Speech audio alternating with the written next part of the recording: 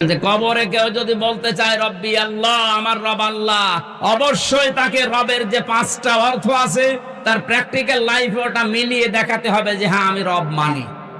তাহলে কবরে আপনি বলতে পারবেন রব্বি আল্লাহ, আমার রব আল্লাহ। দ্বিতীয় প্রশ্ন হবে মা দীনুকা, তোমার দিন কি?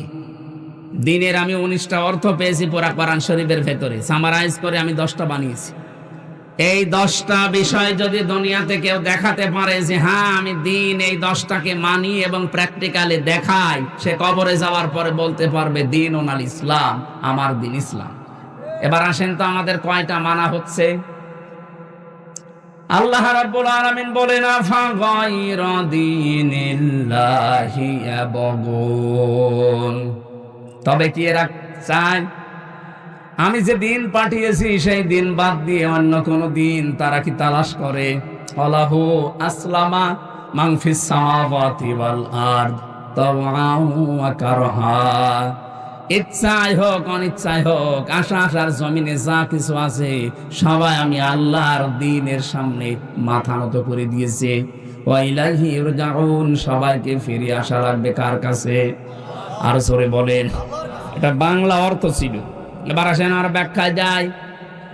দীনুল ইসলাম, এ কথা আমরা কবরে বলতে চাই না চাই না? আরো জোরে বলেন।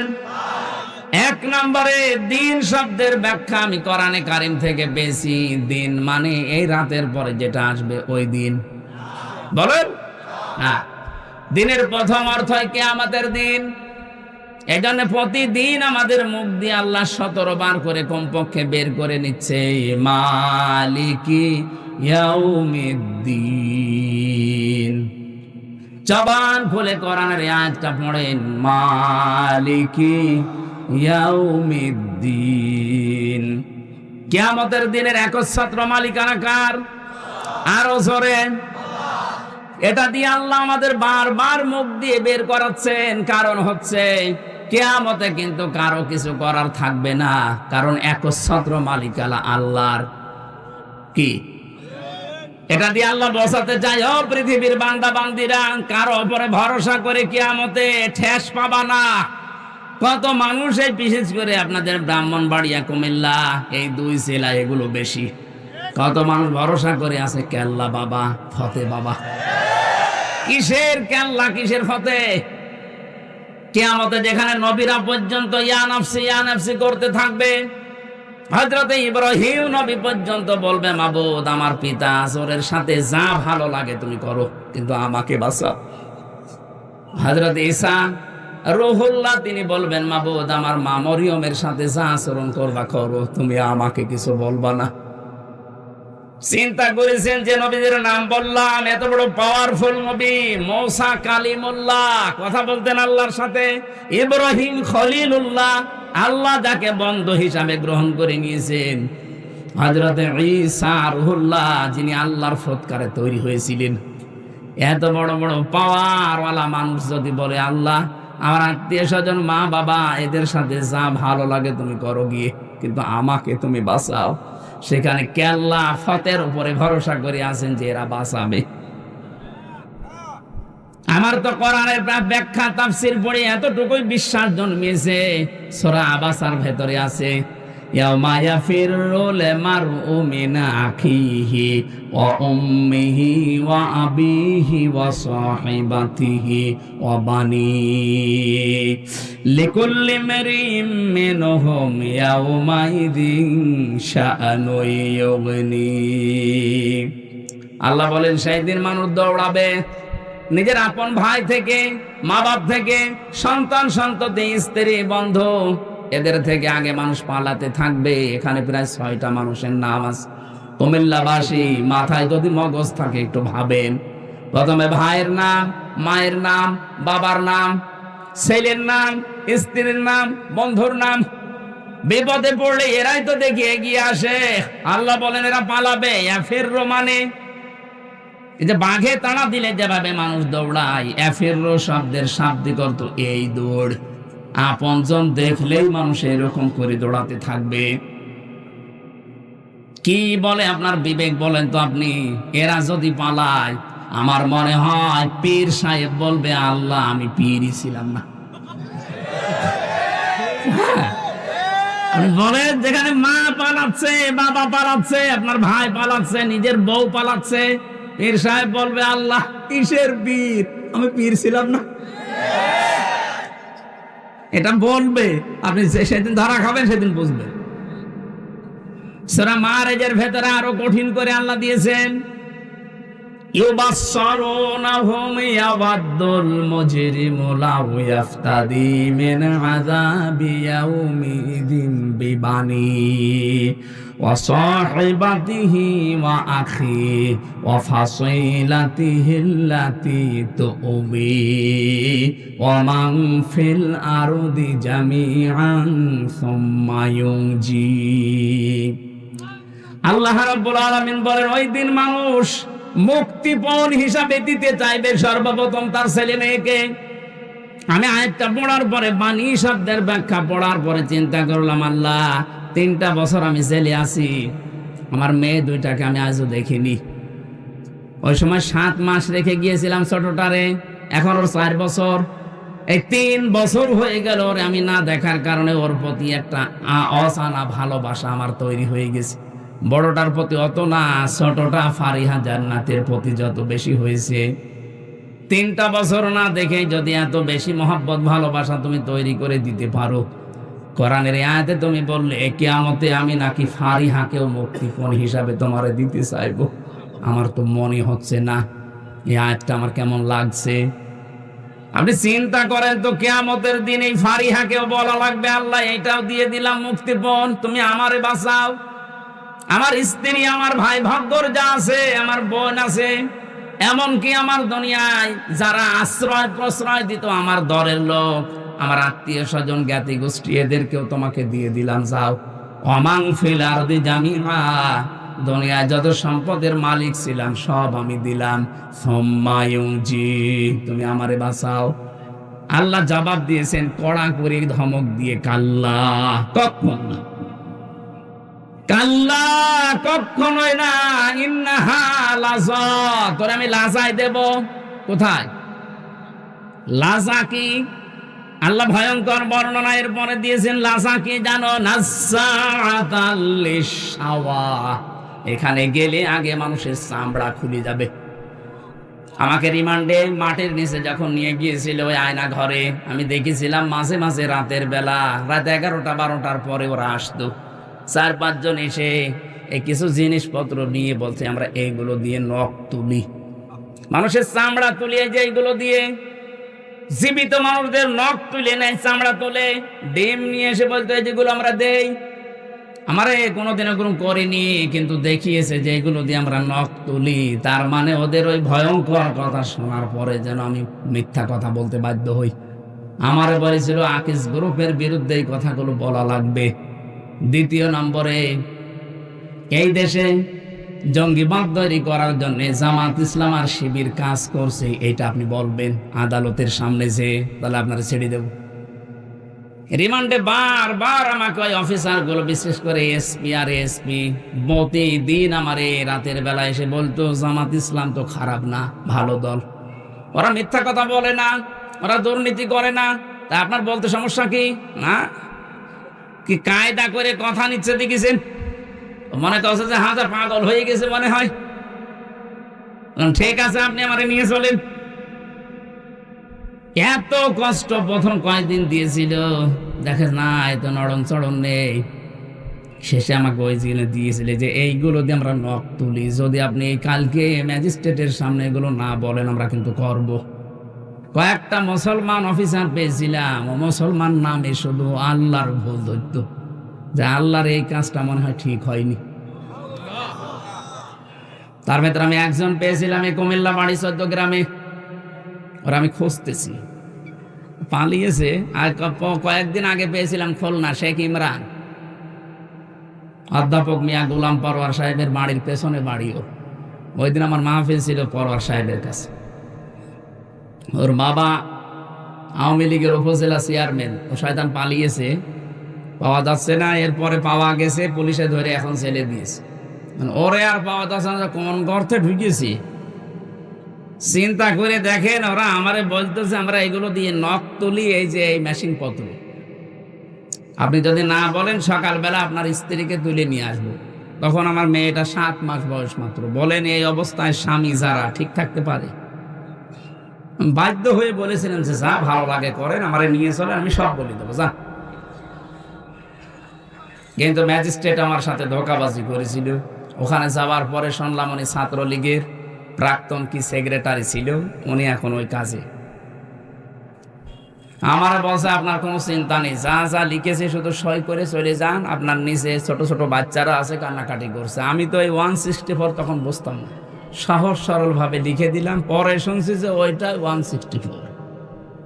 এমন এমন কিছু লিখেছে রাষ্ট্রের বিরুদ্ধে, আকিজ গ্রুপের বিরুদ্ধে, জামাতের বিরুদ্ধে, অথচ একটা কথাও আমার না। পরে যদিও আমি ডিনাই পিটিশন দিয়েছিলাম, কিন্তু সেটাই তো কাজ হয়নি। এই 3 বছর থাকা লেগেছে আর এই কারণে। অথচ সে মামলায় যে কিছুদিন আগে সব খারিজ হয়ে গেছে, সব খারিজ করে দিয়েছে। ওই মামলা তো 3 বছর তো ওই জজের কাছে ছিল, কিচ্ছু করতে পারেনি। যে এখন হাত খোলা পেয়েছে বলছেন যান, একেবারে মামলা ঢিসমিস করে দিলাম। বলতে গেলাম যে স্যার এটা তো আপনার কাছে এতদিন ছিল, এতদিন তো বলেননি, হঠাৎ সবই মানে মাফ করে দিচ্ছেন।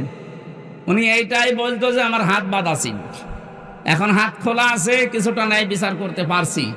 আমরা চাই বাংলাদেশে সবাই এরকম হাত খোলা থাকবে আবু সাইদের মতো। কথা বলেন না কেন? হাত যতদিন বাঁধা থাকবে, ন্যায় বিচারের পরিবর্তে উপরে দেখতে হবে ফিটফাট, ভেতরে সব অবিচার হবে।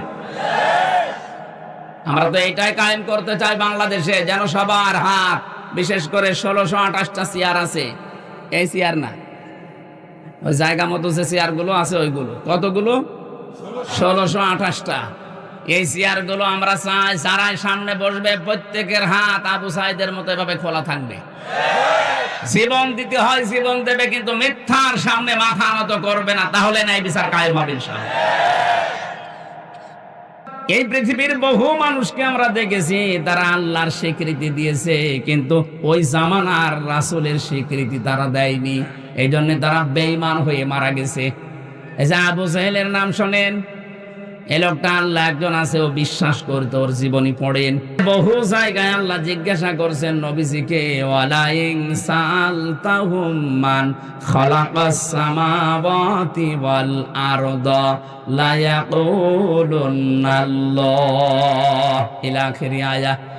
হে নবী, ওদেরকে যদি আপনি জিজ্ঞাসা করেন আবু জাহেলকে যে আকাশ আর জমিন কে বানিয়েছে, লা ইয়াকুলুনাল্লাহ, ওরা গ্যারান্টি দিয়ে বলবে আল্লাহ বানিয়েছে। তাহলে আল্লাহ একজন আছে, আল্লাহর একাত্মবাদের স্বীকৃতি আবু জেহেল পর্যন্ত দিয়েছে। যেদিন বদরের ময়দানে যাবে সেদিন কাবার গিলাফ ধরে ও কাঁদছিল, সকালবেলা ডাক দিয়ে বলেছে, কাবার মালিক তুমি আছো আমি জানি, মুহাম্মদের বিরুদ্ধে অস্ত্র নিয়ে যাচ্ছি বদরের ময়দানে যুদ্ধ করার জন্য, সত্যের পক্ষে যে আছে তাকে তুমি বিজয় দিয়ে দিও। ওর দোয়া কবুল হয়ে গেছে। কি ও তো সত্যের পক্ষে ছিল না, সত্যের পক্ষে যিনি ছিল আল্লাহ তাকে বিজয় দিয়ে দিয়েছিলেন। এরকম একটা দুইটা না, বহু ইতিহাস আমার জানা আছে। ফেরাউনের ইতিহাস অনেকে শোনেন, কিন্তু শিক্ষাটা এখান থেকে নেন না। এই লোকটা আল্লাহ একজন আছেও কিন্তু বিশ্বাস করেছিল। শেষে এসে একেবারে শেষে যে বলেছিল, হাত্তা ইযা আদরাকাহুল গরকু ক্বালা আমানতু আন্নাহু লা ইলাহা ইল্লাল্লাযী আমানাত বিহি বানু ইসরাঈল ইলা আখিরি আয়া। আমি কেন পড়ছি, বাংলাদেশের সাথে আমার অনেক মিল দেখতে পাচ্ছি। এই জন্যে এদেশে বহু মানুষকে আপনি জিজ্ঞাসা করবেন, রেসালাতের স্বীকৃতি দেওয়ার জন্য রাসূলের জীবনী অনুযায়ী কাজ করতে, ও বলবে কি আমি কি নামাজ পড়ি না, আমি কি রোজা রাখি না, আমি হজ করে এসেছি, আমি দান সাদকা করি। কুমিল্লাবাসী যে 4টা কথা বললাম, 4টা কথায় কার হুকুম? নামাজ পড়া, রোজা রাখা, হজ করা, দান করা, এই 4টা কার বিধান? আরো জোরে বলেন।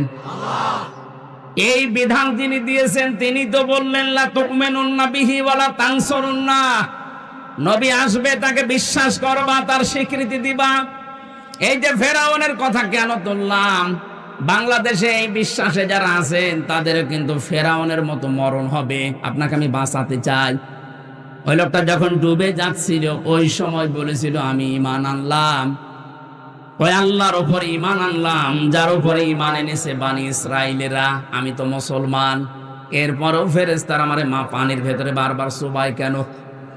আল্লাহ তখন জবাব দিয়েছেন আল আন, এখন। শব্দের দিকে খেয়াল করেছেন? ও কিন্তু আল্লাহর একাত্মবাদের স্বীকৃতি দিয়েছে যে আমি ঈমান আনলাম ওই আল্লাহর উপরে যার উপরে বনি ইসরাইলরা ঈমান এনেছে। তাহলে স্বীকৃতি তো দিয়েছে আল্লাহর প্রতি, কিন্তু ওই জামানার যিনি প্রেরিত পুরুষ ছিলেন হযরতে মূসা কালিমুল্লাহ, তার কথা কিন্তু বলে নাই। কথা বুঝতেছেন? ও শুধু লা ইলাহা ইল্লা পর্যন্ত বলেছিল, কিন্তু তো বলা লাগবে লা ইলাহা ইল্লাল্লাহ মূসা কালিমুল্লাহ। ওই জামানার রেসালাতের স্বীকৃতি ও দেয়নি, এজন্য মারা গেছে বেঈমান হয়ে। আল্লাহ কারণও জানিয়েছে কেন তোর ঈমান নসিব হচ্ছে না। আল আনা ওয়া ক্বাদ আসাইতা ক্বাবলু ওয়া কুনতা মিনাল মুফসিদিন।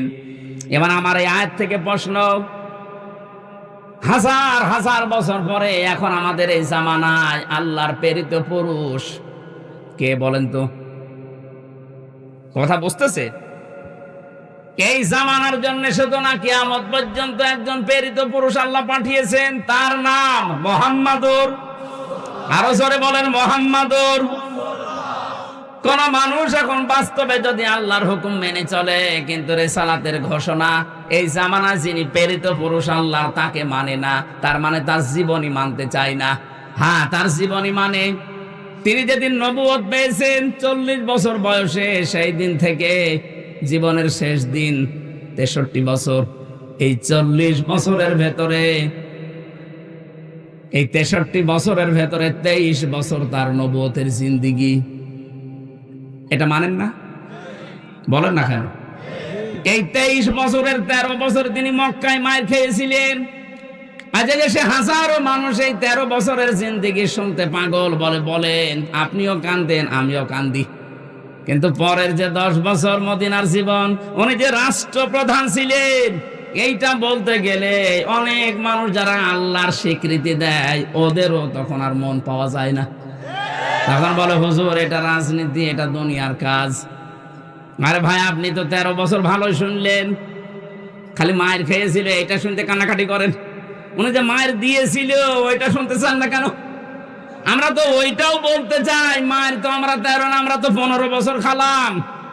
কথা বলে না কেন? উনি 13 বছর খেয়েছিলেন, আমরাও 15 বছর খেয়েছি। উনি 10 বছর রাষ্ট্রনায়ক ছিলেন, আমাদেরকেও 10 বছর চালাতে দেন না কেন? আমরা তো এখন 10 বছরে যেতে চাই। বলেন না, আপনি ওই 13 বছরে থাকেন। 13 বছরে থাকলে খালি মায়ের খালি আপনার ভালো লাগবে না? আমরা 10 বছরে যেতে চাই না। যারা বলেন না কেন? এই 10 বছর যারা মানতে চান না, তার রেসালাতের ঘোষণা পরিপূর্ণ হয়নি। শুধু 13 বছর দিয়েছে, 10 বছর দেয় না। ওর মরণ হবে ফেরাউনের মতো। আমার মনে হয় আপনি কথা বুঝেছেন। এরপরও যদি কেউ না বোঝার ভান করে থাকেন, এখানে আসেন, কানে কানে বলছি। না, আপনি না বুঝলে আমি বেকার চিল্লাবো না। বুঝেছেন কিনা বলেন?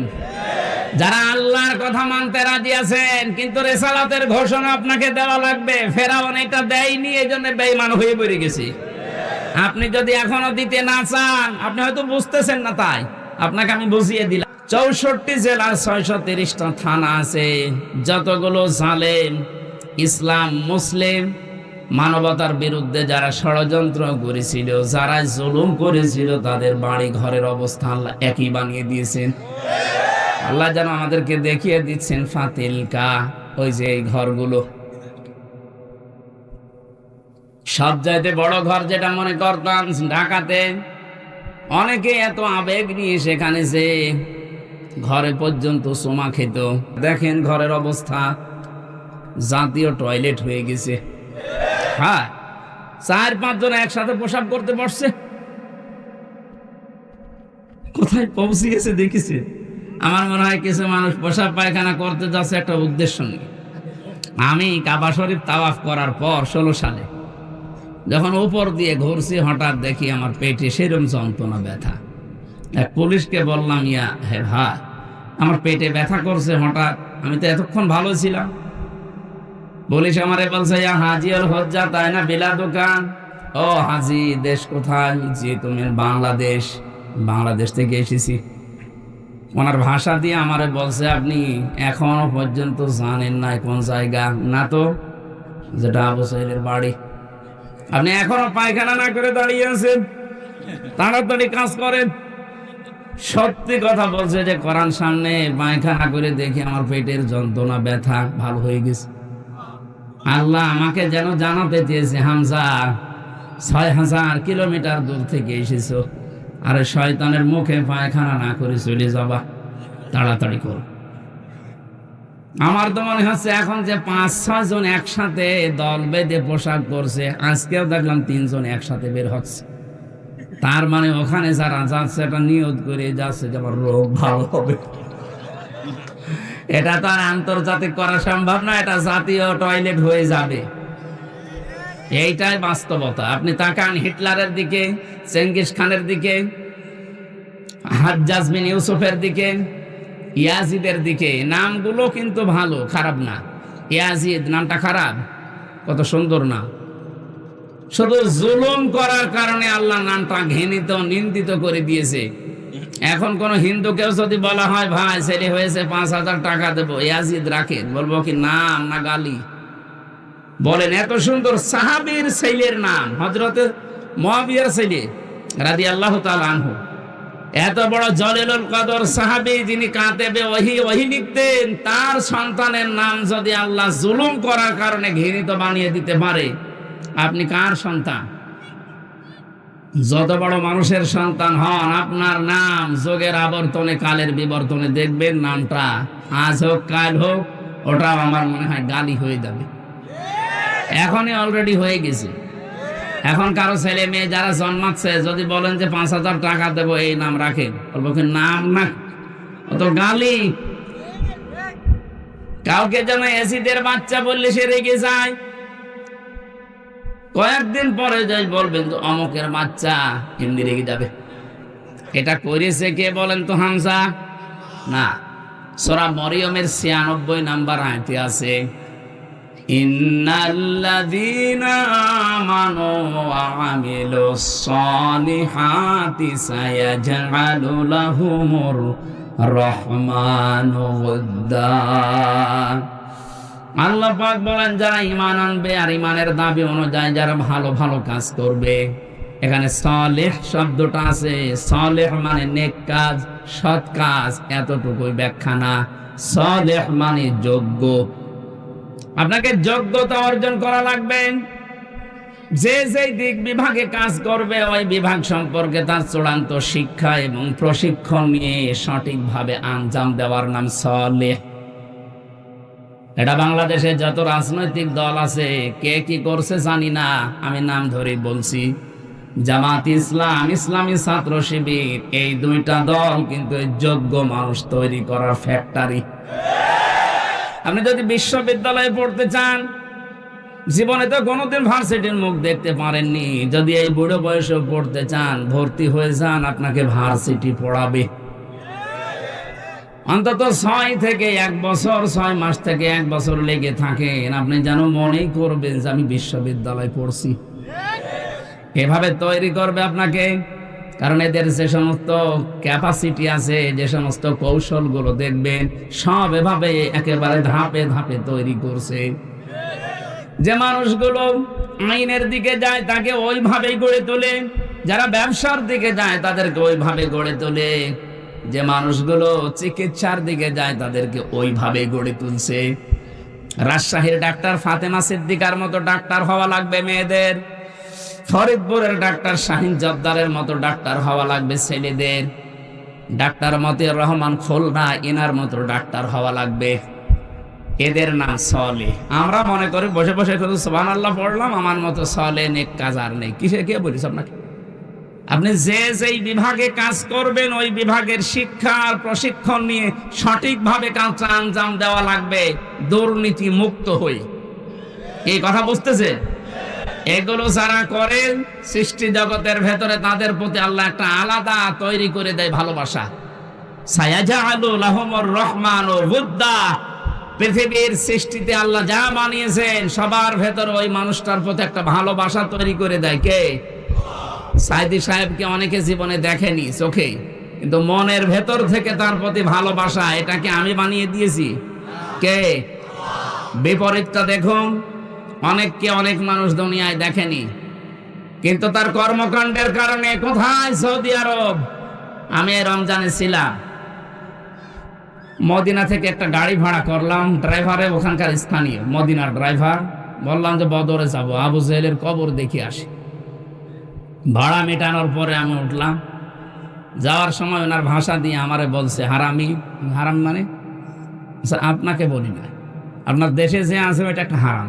হ্যাঁ ঠিক আছে, আপনি বল, আপনার সাথে আমি আরো 2 লাইন বেশি করে বলছি। চিন্তা করেন, সে লোক জীবনে ওনারা দেখেছি? ওই হ্যাঁ, ইউটিউবে দেখে, ফেসবুকে দেখে, কর্মকাণ্ডগুলো মাঝে মাঝে তার কাছে যায়, এই দেখে তার প্রতি ঘৃণা তৈরি করে দিয়েছে। হামসা কে? জুলুম করলে 7টা ক্ষতি হয়, তার ভেতরে এটা একটা। সৃষ্টি জগতের ভেতরে তার প্রতি একটা আলাদা ঘৃণা তৈরি করে দেয় আল্লাহ নিজে। এটা অতীতে হয়েছে, এখনো হচ্ছে, কিয়ামত পর্যন্ত হবে। এজন্য আমরা যেন সামনে কেউ চেয়ারে বসলে জালেম হয়ে না যায়। তাহলে ফাতিলকা বুয়ুতুহুম খাবিয়াতাম বিমা যালামু, এই আয়াত আপনাকে আল্লাহ দেখাবে। অনেকে তো এখনো চেয়ার পায়নি, তাই চিন্তা ভাবনা করে আসে আগে একটু চেয়ার পেয়ে নেই, যা করার ছিল আরো ডবল করে করব। না, আপনি জালেম হয়ে যাবেন না। 5 বছর পরে দেখা যাচ্ছে আপনার বাড়িটাও জাতীয় টয়লেট আল্লাহ বানিয়ে দিতে পারে। যেন আমরা সতর্ক করলাম, কিন্তু আমি শুধু ইঙ্গিত দিয়েছি। আমি জানি কুমিল্লার মানুষ জ্ঞানী মানুষ, শিক্ষিত মানুষ, এরা বুঝে ফেলেছে।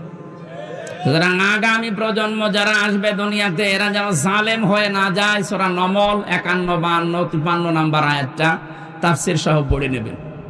দল মত জাতি বর্ণ ধর্ম নির্বিশেষে আজকের এই অনুষ্ঠান, এটা কি শুধু মুসলমানদের না? হাত্তা ইয়াসমা কালাম আল্লাহ সুম্মা আবলিগহু মা'মানা। হে নবী, অমুসলিমরাও যদি কোরআন শুনতে আসে তাদেরকে আপনি ব্যবস্থা করে দেবেন, শোনা হয়ে গেলে নিরাপদে বাড়িতে পৌঁছিয়ে দেবেন। সুতরাং যারা এসেছেন সবার জন্য আজকের এই কোরআনের অনুষ্ঠান। আল্লাহ আমাদেরকে যাদের নিয়ে আসলেন, আমাদের 2টা এখানে শর্ত মানতে হবে। ফাস্তামিউ লাহু ওয়া আনসিতু, আপনি শুনবেন আর চুপ থাকবেন।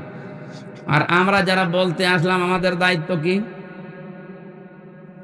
সূরা নাহাল, ওটা তো নমল বললাম, এটা নাহাল 44 নাম্বার আয়াত, 14 নাম্বার পারা, 11 নাম্বার পৃষ্ঠায়, 3 নাম্বার লাইনে আল্লাহ পাক বলেন ওয়ানজালনা ইলাইকা যিকরা লিতুবাজ্জিনা লিন-নাসি মা নুজিলা ইলাইহিম ওয়া লাআল্লাহুম ইয়াতাফাক্কারুন। হে নবী, এই কোরআন আমি আপনার কাছে দিয়েছি। এই কোরআনে কারীম দিয়ে মানুষের কাছে আপনি সতর্ক বাণী পৌঁছান। এই যে লিতুবাজ্জিনা লিন-নাস, আপনি মানুষের কাছে কোরআন দিয়ে সতর্ক করবেন। কোন মানুষ? লাম শব্দ ব্যবহার করা হয় জীবিত মানুষদের জন্য। কোন মানুষ মরে গেলে তাকে কোরআন পড়ে শোনাবেন, এটার জন্য আপনাকে পাঠায়নি। আপনাকে পাঠিয়েছে জীবিত মানুষদের শোনাবেন। দুঃখজনক হলেও সত্য, 15.5 বছরে জীবিত মানুষদেরকে কোরআন শোনানো বড় কঠিন হয়ে গিয়েছিল। 14 জায়গায় অনুমতি নেওয়া লাগতো। এই কথা বলে না, অথচ ওই মানুষটার বাবা মারা গেলে আমারে ডাক দিতে, হুজুর কোরআন পড়ে দেন। আরে বেটা, তোর বাপ তো মরে গেছে, এখন আমি পড়ে করবো কি? যতদিন জীবিত ছিল তখন পড়লে কাজ হতো। সরাসরি কিন্তু বলতো না যে না, কোরআন প্রচার করার দরকার নেই, কোরআনের অনুষ্ঠান হবে না। কিন্তু এমন সিস্টেম বানিয়ে দিয়েছিল, 14 জায়গায় অনুমতি নেওয়া। আমার মনে হয় কেউ নিতেও যেত না, ও অনুষ্ঠানও করতে দিত না। যাতে মাতাল হলো তাহলে ঠিক ছিল, কারণ জানতো যে 96% মুসলমান এখানে। সরাসরি ওপেন কোরআনের বিরুদ্ধে অবস্থান নিলে টিকে থাকা সম্ভব না। এই জন্যে এমন সিস্টেম করেছিল মানুষ যেন অনুষ্ঠান না করে। কিন্তু এখন আর ওইটা নেই। এখন আছে, এখন ওপেন হয়ে গেছে, অনুমতি তো লাগেই না। যারা অনুমতি দেবে তারা এখন বলে হুজুর আসে। আমাকে সেদিন গোয়েন্দা বিভাগের সর্বোচ্চ যিনি, আমি নাম নিলাম না, উনি আমাকে কল দিয়েছিল হোয়াটসঅ্যাপ, বলছে হুজুর কোরআনের কথা সারা বাংলাদেশের 64 জেলায় 56,000 বর্গ মাইলে সেইভাবে আল্লাহ বলেছেন ওইভাবে ফোর্স দিয়ে বলবেন, কোনো বাধা নেই, কোনো অনুমতি লাগবে না, কেউ যদি বাধা দেয় আমারে জানাবেন, ও ঠ্যাং ভেঙে ফেলবেন। বললাম যে স্যার আপনি এতদিন ছিলেন কোথায়? আমি নতুন দায়িত্ব পেয়েছি, আমি একজন মুসলমান, যেভাবে আল্লাহ জানিয়েছেন আপনি ওইভাবে করবেন, কোনো সমস্যা নেই। আমি তো এইটাই চাই, আমরা তো এইটাই চাই যে আমরা আল্লাহর বান্দাদের শোনাবো কোরআন, মরা বান্দা না, জীবিত বান্দা। এখানে আমরা মরা না জীবিত? হ্যাঁ, জীবিত মানুষদেরকে কোরআন শোনাতে হবে ব্যাখ্যা সহ, বিশ্লেষণ করে। আজকে তেলাওয়াতকৃত আয়াত থেকে আমরা তাফসীর করব। এই শব্দটা নিয়ে বাংলাদেশে একটা ভেজাল আছে, বাংলাদেশ, ভারত আর পাকিস্তানে, আমরা নিরসন করব ইনশাআল্লাহ। আর যারা শুনতে এসেছে তাদের দ্বিতীয় দায়িত্ব কি, বলো আল্লাহুম ইয়াতাফাক্কারুন, ওরা যেন কথাগুলো শোনার পরে বাড়ি যেয়ে চিন্তা ভাবনা করে যে আসলে কি বলেছে আর আমরা করছি কি। কথা বলেন না কেন? এটা কি আমি বানালাম আয়াতটা? তাহলে আমার দায়িত্ব স্পষ্ট দলিল প্রমাণ জীবিত মানুষদের শোনানো, আর যারা শুনবে তাদের দায়িত্ব হয়ে পড়ে বাড়িতে যেয়ে তারা যেন চিন্তা ভাবনা করে। করবেন তো ইনশাআল্লাহ? আল্লাহ আমাদের তৌফিক দিন। আজকের এই মাহফিলে যারা এসেছে বলেন আলহামদুলিল্লাহ। দরুদ আর সালাম পড়ছি মুহাম্মদুর রাসূলুল্লাহ সাল্লাল্লাহু আলাইহি ওয়াসাল্লামের প্রতি, যাকে আল্লাহ রাব্বুল আলামিন যে তেলাওয়াতকৃত আয়াতগুলো করলাম এগুলো তাকে উপহার দিয়েছিলেন। বিশ্বনবীকে আল্লাহ পাঠানোর পরেই যত নবী দুনিয়াতে আল্লাহ এর আগে পাঠিয়েছেন প্রত্যেকটা নবীর কাছে এই স্বীকৃতি নিয়েছিলেন, ওয়াইদে আখাযাল্লাহু মিসাকান নাবিয়্যিনা লামা আতাইতুকুম মিন কিতাবিন ওয়া হিকমাতিন সুম্মা জাআকুম রাসূলুম মুসাদ্দিকুল লিমা মাআকুম লা তুমিনুন্না বিহি ওয়া লা তানসুরুন্না ইলা আখির আয়াত।